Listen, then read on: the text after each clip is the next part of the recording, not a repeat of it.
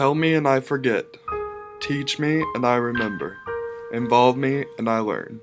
Benjamin Franklin. Experiences, thoughts, feelings, involvement, all among the things that I've had the opportunity to endure. I've gained valuable experiences by going out and involving myself through the Indianapolis Reentry Educational Facility Toastmasters program. Toastmasters is a program that allows incarcerated individuals an opportunity to enhance their public speaking skills. Through Toastmasters, IREF has given me the ability to see life from a completely different view than mine. I have been in an unfamiliar environment where I was uncomfortable and unsure. Because of the barbed wire fences and knowing that I was in a facility with convicted inmates. My mind seems jumbled the first minute I walk into the door.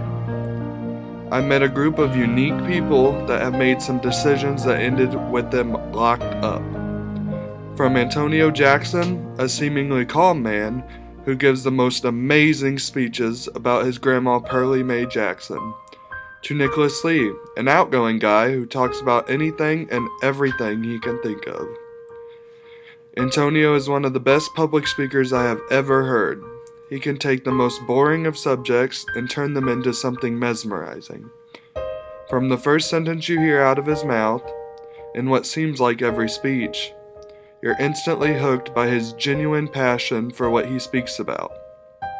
His tone, his eye contact, his stance, and his demeanor are all among the things that contribute to his effects on everyone in the audience. I've gotten the chance to learn my coursework, not out of a book, but in reality. When you read a textbook, you think, oh, I get this. Not only do I get this, but I also live it. The men that have gone through the very system that I learn about every day are right in front of my face.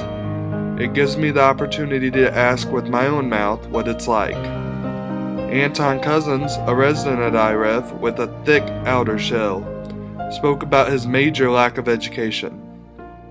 He spoke about how he went all through elementary and middle school without knowing how to read. Anton is similar to most inmates in the criminal justice system because of the lack of education. The men and women who commit crimes most of the time dropped out of school. Unfortunately, being dropouts makes these inmates less likely to be able to defend themselves well in court, which I imagine is the case with some residents at IREF. There's also the fact that the men in the IREF are away from their children for the duration of their sentences. Studies show that children with incarcerated parents have an increased risk of becoming incarcerated themselves. Most of these men want more than anything to not have their children follow in their footsteps, which is shown by their genuine desire to be back with their families. Nicholas Lee spoke about his wife wanting him to give up his rights as a father to his son.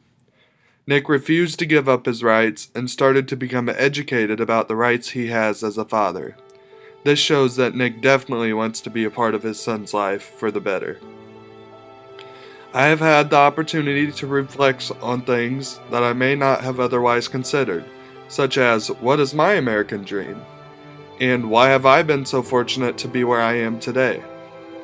What's the only thing that's different from the men that I've had the chance to meet and myself? One decision. All that kept me from being in the place that they're in now is one poor, thought-out decision, which is why I take pride in my work with children. I get to teach right from wrong and good from bad.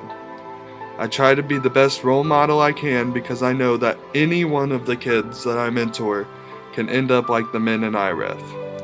I look at myself every day and think, you have the chance to make a difference, and you will.